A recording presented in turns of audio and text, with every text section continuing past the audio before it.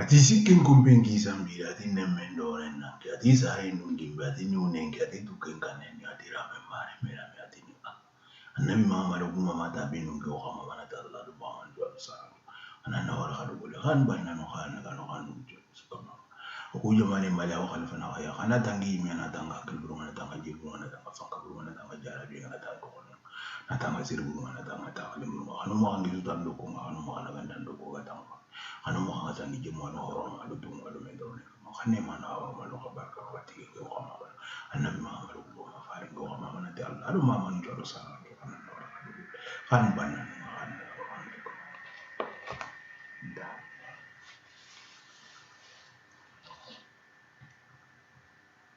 bon dimbayri ni digamu ke akama ogati ni sirebe da ngana mu mandenga ati mane le king tunka ya fay mbayri ni aya manankara ya mbayri aya ma fa bankille adu sa bankille usu ko fumanten ta manche mbaya ma usu ta manche fa bankille kombo Touren no kunne ta manche kenya fama Touren no kunne ta manche ara kitenga korosu nya fama ado amma wurike ga mobe donc kuni na fenya sira donc ya gare tunka lu benu ga fa aya fa donc ugati mfume da ngana titunka tubabu nati le king anglais nati le king et français nati le roi dina tunka asuta manje ka fumate fa bankile no sa bankile mbayri ni mana be karana kama una utina da ngalo king to unati le pape fatam bitabini yani hari woku fe maro fe de tabini yani awa o mama no fana oku ka bugo siri fana no bina mama maro fana be no ubani andawo tabinu kitibinu ukun kitin no ndo ku khale no ntibana akoy khaya mbayri ni mana ke khana kama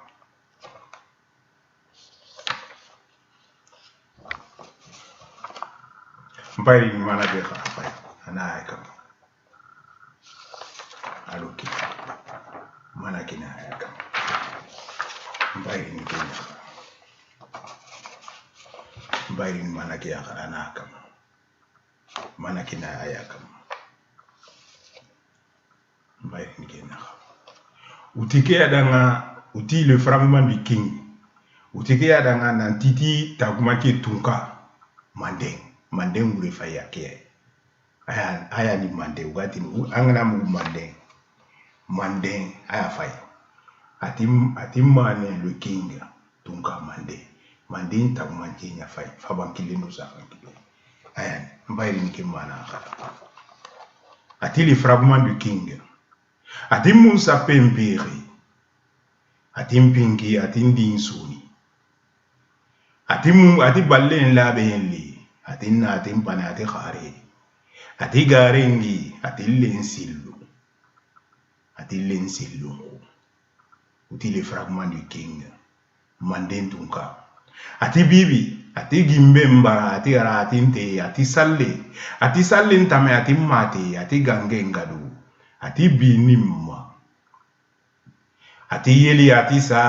ndasu ati ntemu ati ngimundi ati ntamma ati jiunroengu ati lungu uti le fragment du king manding ati salio ati mbarembu ati salio ati ngalli ati gille ati baniu ati riyensi ntimbe ati ntemi ati salio ati jiu ati lemu mulle ati lemu mulle ati ndamu ati dindamu ati dinam dine ati mille ati lenki ati likenkile ati mimemma ati salio ati mumu ati banna amma wonga ngatini annabi Muhammad tabino ku mama ngi wa mama ne ta Allah do mama jaru saram to khani banna no khani daga no khani banna no kenno ku ya fay ati sallu ati mumu ati banna ati kala ati lanka ati sallu ati mulle ati sami ati sana ati du nimni ati sallu ati sigengi ati nkula ati luke linte ati ntemba ati ntiba ati bati ati bite ntibeli ati ni ati salio ati lungalen laba ati sante hinna ati salio ati mpampe ati sunke amawe pap kinno ko ya fay pap utini pap ati sunke nkalle ati hinna le pape utiki ana baba wa ati baba le pape ukunda safairi salio le pape ati sunke nkalle mpa ukunda safa le pape sunke nkalle ati sahin ati salio ati le fragment du king ati manden tunka ati nkimma ati samme ati nkimmensa ati sa ati dire ati na ati mpana ati khare ati mbelle ati lemmi ati saga ati mungaso ati salio ati lunga lendore mare ati sare ati rame mare ati sake ati nka ati li antini ati mbelle ndore ma ati nka ati khima ati sa ati ndihinna ata suta bembate ati sare yaro ati rointi ati surembu ati ndihinna ati li antini ati madi ati sinsiro ati saliu ati dua ati sinsiro ati saliu ati dua ati niunenna ati ma ati likenkile ati saliu ati banna ati li antini ati bayensu ati sana ati ntalenti late ati lakken kallenti ata burunti yasu ati nti Allah ati samu ati sallu ati liyo ati samu ma ati durlenjaka ati wati ntada asu ati ntabembatensu ati lelinte ati nte yembare ati nti Allah ati saaren khasu ati salliu ati lunga lendulle ajaga ati nga ati saga ati mungasu ati sunin kire mbisi ati ntamentime ati bainga ati taganji ati nka ati santasu ati roenkanke ati kubu ati sante hinna ati samme ati sumbu ati lunsa ati sallu ati tibe mbite nware ati binti ati nkune ati sage ngi nsuni ati lumpalle asu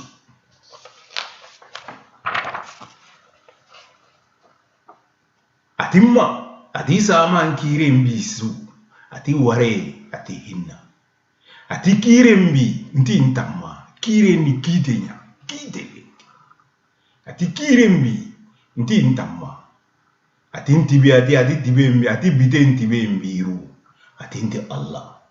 ati ninku ati sumensu ata sulu ati ware lu ati sallu ati nin ware ati binne ata biru ati binne biru ati ware ri ati nkai ati hiju ati ware nji ati kiri mbisu ati sake ati nkanke ati akaba ati ba ati ni ati ware ati kanke ati kubu ati sama ati me ati ware mi ati ntilla nkante ati suni ati lenki ati lilu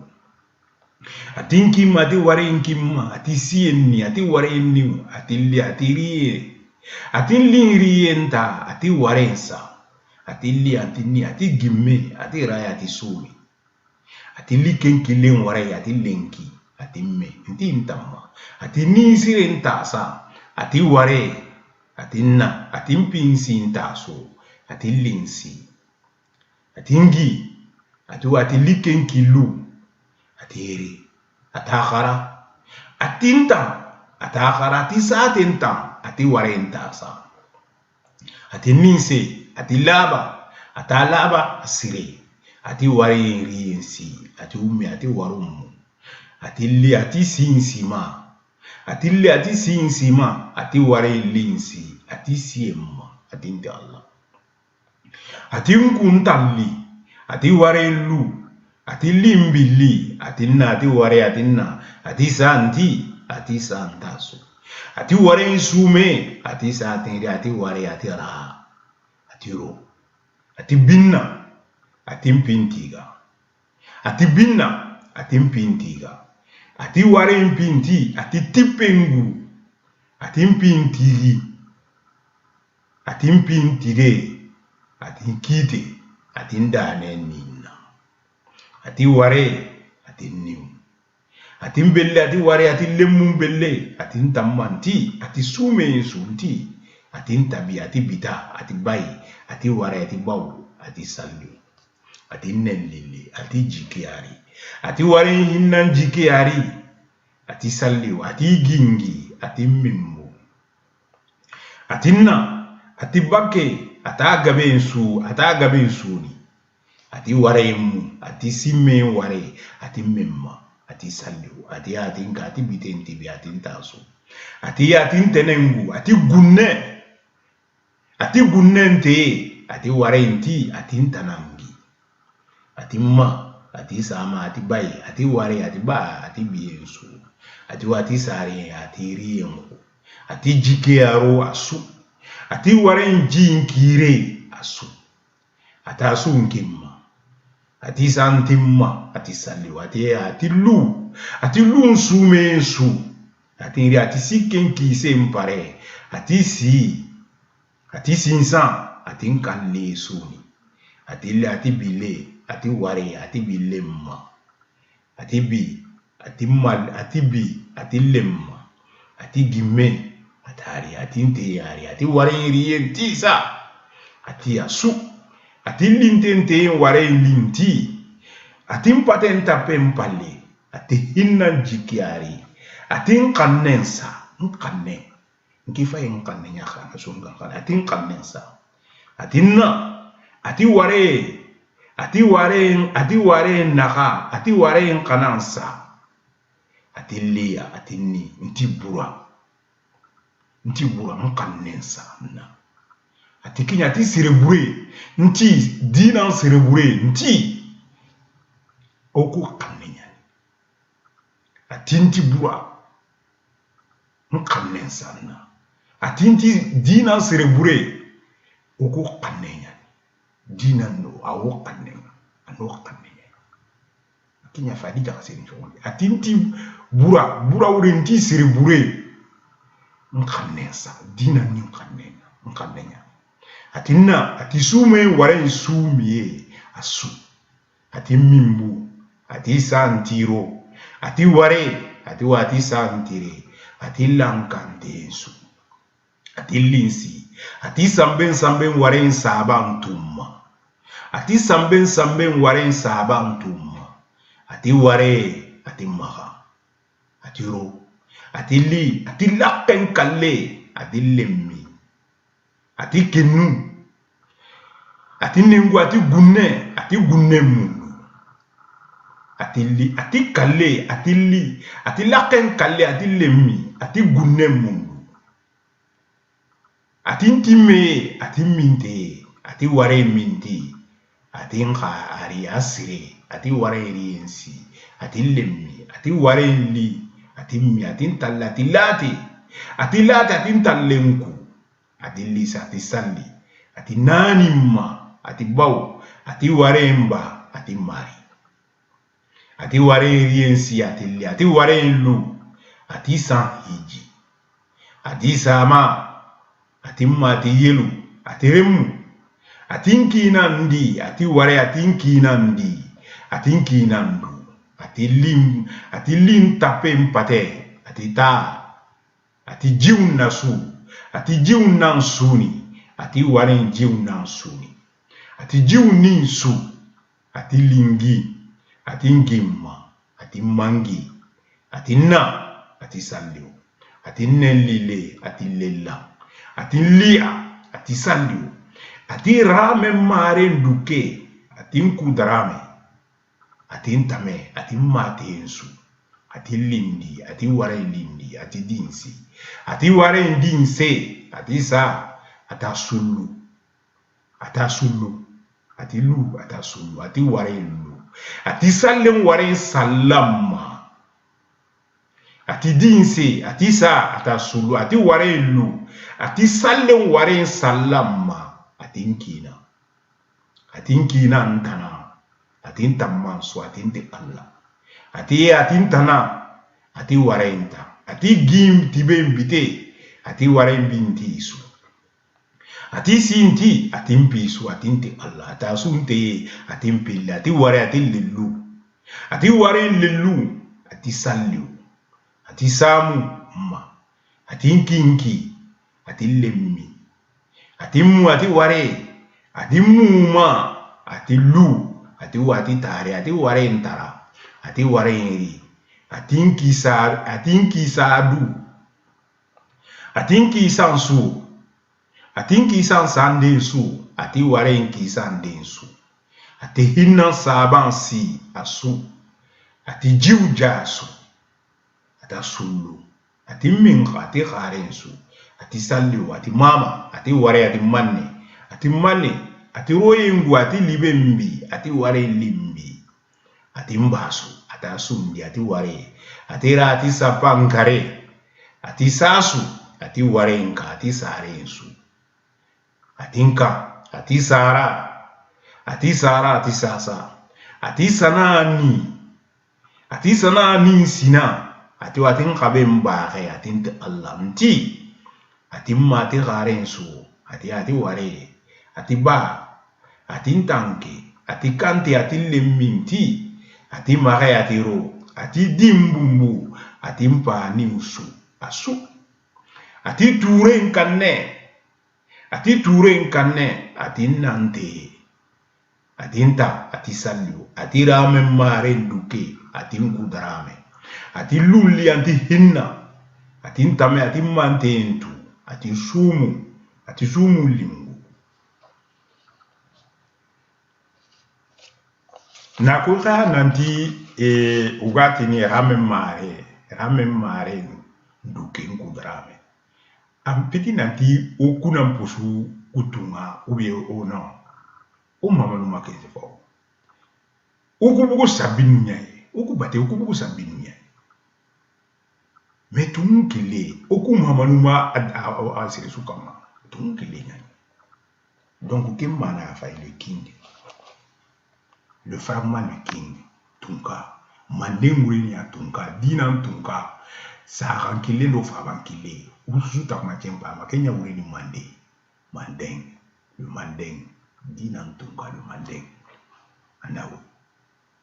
donc nantina kena no kukuya après ça ça wonari khoingira ku khara mobe kuga marseni mobe adi oku ado ordinateur ado kha arajunu kha fréquence benu akuye khaya donc uga marseni mobe amake mo khala wori usoro Philippe Faisiki binuku Philippe Faisiki guma be gumura doko be no gumura kun doko ya ndato kun doko nu ya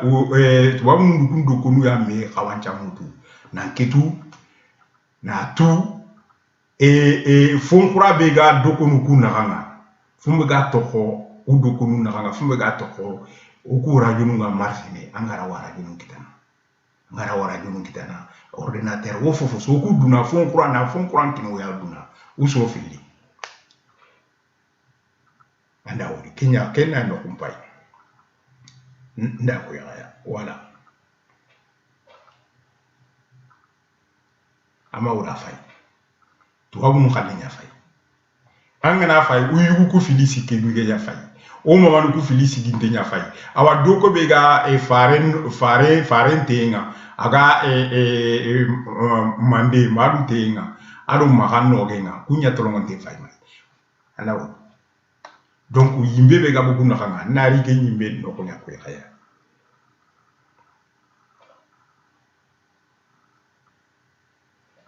anawo yimbe be fa unakanga yimbe be fa unakanga Kenya ni kurama anda udo kun kumbi wafa uda debiri wo kalenga mo donc pour que vous croyez ordinateur ni wo radio nu ça so marché ko awa anda wori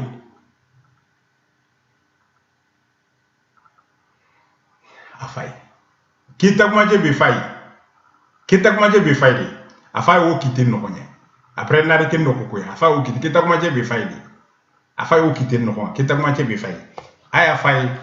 kita kuma je be fay aya fay wo kite no konya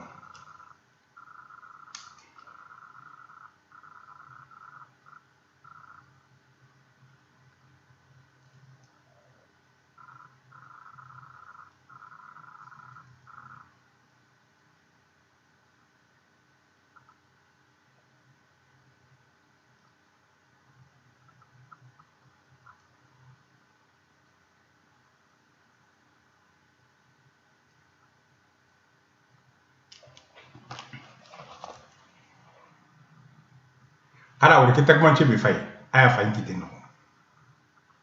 qui a du courant a gagné un marché ni a failli au quitter no donc qui a no fait un marché ni qui t'a moitié be failli a failli quitter no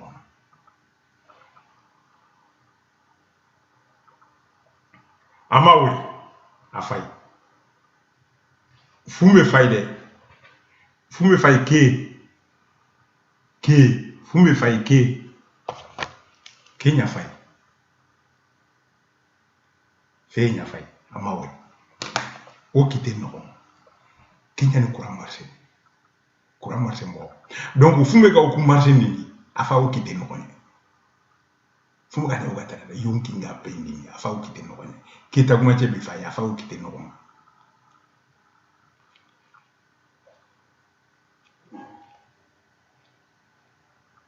aya fay o kite no o te ado no ge o fili so no Kenya fay o ma nyato nke di kesu tu kamo nkanne nyani sun kanne nga mari nkanne nga menyi nkanne tu ntiri ni ketu ngedi fofo su ko khaya ni ntiri natu wandi khanera ku gundo nu kinna ngaw wandi khanera ke gundo kinna ngaw kuranya fay o kiti o marché ne khoy courant ampul nga marché ne mo o xa marché ne ko nya afa o kiti no nya afa o kiti no andawo dina ke ko donc ça wona ken no ko dina no ko wona ken permis ça malin ko bari o ngira ko mo be sire la partie que je veux lire ça concerne ça. Donc, les astrophysiciens Marcel Gliotti et l'Allemand Dietrich, ils sont partis voir le prêtre de Gaulle en 1920. Parce que j'étais toujours à la recherche de ce tombeau-là. C'est que le prêtre de Gaulle les a dit en propos du tombeau de l'ancêtre de Tonton Camo. Il savait que c'est ça qu'il cherchait. Il les a mis en garde. C'est ça que je vais lire maintenant. C'est cette partie, les paroles du prêtre de Gaulle au Guatemala. A-t-il le sanctuaire Atibinou élevé dans la région de Dalé par le prêtre de l'ancêtre Denwa, sorti du bâton près de la marée, Nkumbele, a-t-il a-t-il la dispersion des objets rétorqués à l'aveugle, c'est pour cacher le symbolisme à ceux qui voudraient comprendre. En somme, pour les profanes, l'intérieur de la masse de l'édifice avec ses accessoires constitue un rebus inextricable. Inextricable. C'est pour cela, Farafina Bekanyam Nabiriba Konna, Mandi Bekanyam Nabiriba Konna. Donc, au fond, on est héros. Anifana, ni yorom ka, mbora ka yorom kara, ni nya akara, oui, c'est ça, non. Mon flabé, il faut que je le rende hommage. Martin Luther King. Il a combattu dans la lignée de nos ancêtres. Nos ancêtres, ce n'est jamais la violence. Son nom même, Martin Luther King, Manding. Manding, ça veut dire Mané Nkina, le King. Son nom, Martin Luther King. Dans la lignée de nos ancêtres. Ça, c'est la magie du pouvoir de nos ancêtres. Le hasard n'existe pas. Ce n'est que le nom donné à une loi qu'on ne connaît pas. Le hasard n'existe pas. Ce n'est que le nom donné à une loi qu'on ne connaît pas. C'est ça, Martin Luther King. Tu vois. Il y a un autre, dans la lignée de nos ancêtres, Nelson Mandela. C'est ça qui est salivissant. À cause Saba, Sabena Foronto. À cause Saba Foronto, à te donner la mini Saba. Oui, Saba ou les étoiles. À cause Sabena Foronto. À cause Sahara. Tu vas donner la mini Saya. Sabena Foronto, Sahara. C'est l'ethnie Mandela. C'est les Sahara. Quand ils étaient Miroués, on les appelait les Sahara. C'est la traite négrière, c'est la traite négrière maintenant, ils sont devenus les Rosa. Les Rosa, c'est une fraction du Soninké. Ça veut dire que Mandela, c'est tout à fait non, c'était des descendants des prêtres, des rois en Afrique. Mandé, toujours son nom même, c'est Mandé.